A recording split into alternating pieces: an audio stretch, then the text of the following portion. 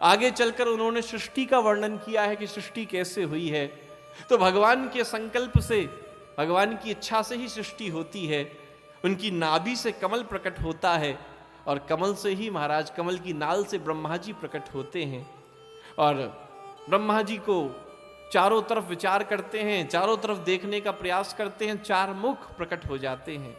नाल को पकड़कर ऊपर से नीचे तक उतरने की कोशिश करते हैं, कोई और छोर नहीं मिलता। फिर जाकर वहीं बैठ जाते हैं। फिर ध्यान लगाकर सोच रहे हैं कि मेरा उद्देश्य क्या है आने का। तुम्हारा प्रकृति से आवाज आ रही है, प्रकृति भी हर समय हमें जवाब दे रही है, हमें जागृत कर रही है। बस हम हैं जो उसे सुन रहे हैं कि नहीं सुन रहे, हम सुनना चाहते हैं कि नहीं सुनना चाहते। आवाज आ रही थी लहरों की, थप थप की आवाज आ रही थी। उनको प्रेरणा मिली कि जीवन में तप करो, जीवन में तप करो, तप करो। उन्होंने तप करना प्रारंभ किया। भगवत कृपा से भगवान प्रकट हुए, आशीर्वाद दिया और कहा कि आप सृष्टि करो। सृष्टि की जिम्मेदारी उनको सौंपी। और सृष्टि तो मैं करूंगा, लेकिन मैं आपसे कुछ चाहता हूं। जीवन में कोई भी उपलब्धि हमें मिलती है तो उसके साथ कुछ विकार भी साथ में जुड़ के आते हैं। कहते हैं ना, दवाई तो अच्छी है लेकिन साइड इफेक्ट भी उसके कुछ हैं, उनको देख लेना। कोई भी उपलब्धि हमें मिलती है तो उसके साथ भैया कुछ विकार भी आ जाते हैं। उन्होंने यही मांगा कि मैं सृष्टि तो करूं लेकिन सृष्टि में मेरा मोह ना हो जाए। सृष्टि तो करूं, सृष्टि में मेरा अभिमान ना हो जाए। ये दो चीजें हमारे साथ जुड़ जाती हैं। या तो हमें किसी चीज को करने के बाद उसके प्रति मोह हो जाता है, ये तो मेरा है, या उसके प्रति अभिमान हो जाता है, ये मैंने किया। ये दोनों ही बर्बादी के कारण है। बोले मुझे इस मोह और अभिमान से बचा लेना। False attachment and false proud will prove very dangerous in your life. मैं सतगुरुदेव महाराज हमेशा कहते हैं, झूठी आसक्ति और झूठा अभिमान जीवन को बर्बाद कर देता है। बोले इससे बचकर रह लेना।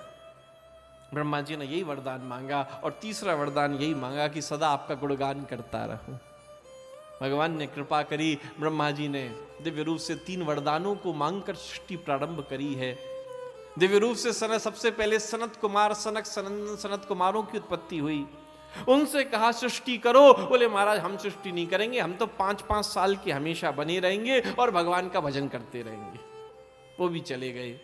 उसके बाद महाराज मन में मनोभाव आया। अनेकों ऋषि प्रकट हुए। मरी चित्रंगी प्रसव पुलस्त्य पुलह क्रतु भृगुर वशिष्ठो दक्षश्च दस्मस तत्र नारद। 10 ऋषि उत्पन्न हो गए। उनसे कहा सृष्टि करो, उन्होंने भी मना कर दिया, भैया हम तो भजन सेवा पूजा करेंगे। दिव्य रूप से देखते देखते मन में विचार आया, चिंता हुई, तो दोनों भौं के बीच में से एक छोटे से पुरुष प्रकट हुए और देखते देखते बड़े हो गए, रुदन करने लगे और उन्हीं का नाम रुद्र हुआ। भोलेनाथ प्रकट हो गए।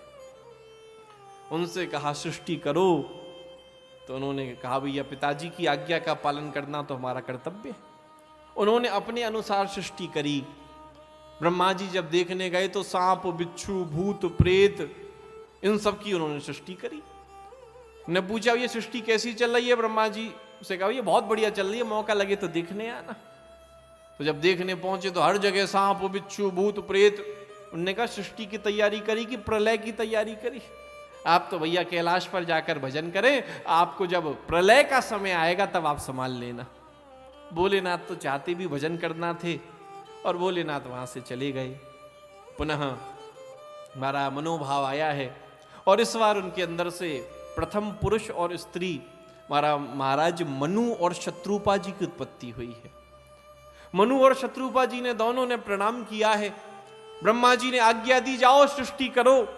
बोले सृष्टि के लिए सबसे उत्तम स्थान यदि कोई है तो पृथ्वी है, और पृथ्वी इस वक्त जल में डूबी हुई है, तो कृपया करके आप उस पृथ्वी को जल से बाहर निकालें।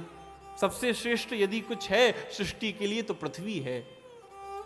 तो महाराज पृथ्वी को निकालने के लिए उसी समय संकल्प किया है। तो देखते देखते ब्रह्मा जी को जोर की छींक आई और देखते देखते महाराज दिव्य रूप से भगवान प्रकट हो गए। वाराह रूप से भगवान प्रकट हुए हैं। बोलिए वाराह भगवान की जय। वाराह भगवान प्रकट हुए हैं, पृथ्वी को बाहर निकालने लगे। और जब पृथ्वी को बाहर निकालने लगे, उसी में एक हिरण्याक्ष नामक असुर आया है। बोले हिरण्याक्ष नामक असुर आया और उसने कहा कि ये पृथ्वी मेरी है, इसको मुझे दे दो। बोले इसको भी नारद जी ने ही भेजा था, मतलब इसको भी बड़ी युद्ध की बड़ी इच्छा रहती थी, मैं सबसे युद्ध करूं। नारद जी के पास पहुंचा, नारद जी ने कहा भैया हम तो युद्ध करते नहीं है, तुम पृथ्वी बड़ी सुंदर है, पृथ्वी को प्राप्त करने के लिए तुम जाओ। हिरण्याक्ष पृथ्वी को लेने के लिए आया और बोला भगवान से पृथ्वी मेरी है, इसको मैं ले जाऊंगा। भगवान ने कहा अभी पृथ्वी निकाली भी नहीं और उसके विकार पहले से ही सबके अंदर आ गए कि ये मेरा है, ये मेरा है, ये मेरा है, तो पहले मेरी मेरी करने लगा।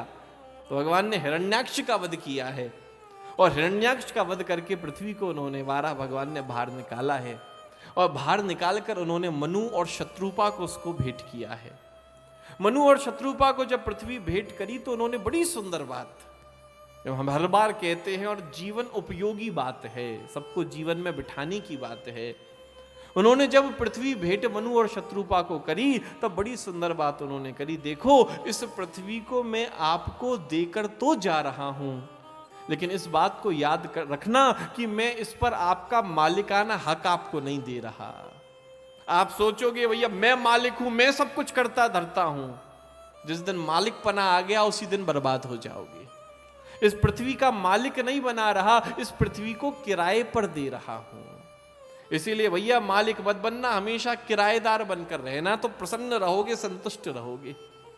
और बोले भैया किराएदार बन के बढ़िया घर बनाओ, बढ़िया रहो, सब लोग आए, पूरा घर दिखाओ, और जब वो मेहमान तुम्हारे घर से जाने लगे तो बस एक काम कर देना, बोले घर में जो तुमने मंदिर बनाया है, जहां पर मुझको स्थान दिया है, उस मेहमान को उस मंदिर में जरूर ले आना और वहां मेरा दर्शन कराकर बस इतनी सी बात कह देना। भैया सत्य असली बात, दिल की बात कहें तो बात तो असली ये है कि मालिक तो ये बैठा है, हम तो किराएदार हैं। बस ये बात जिस दिन अपने जीवन में ले आए उसी दिन पूरे जीवन का परिवर्तन हो जाएगा। स्वयं मालिक, स्वयं मैं बनकर चलोगे भैया हम, तो भैया हम करते तो कितने आए और कितने चले गए। इसीलिए भैया हमेशा ठाकुर को अपने आगे रखो।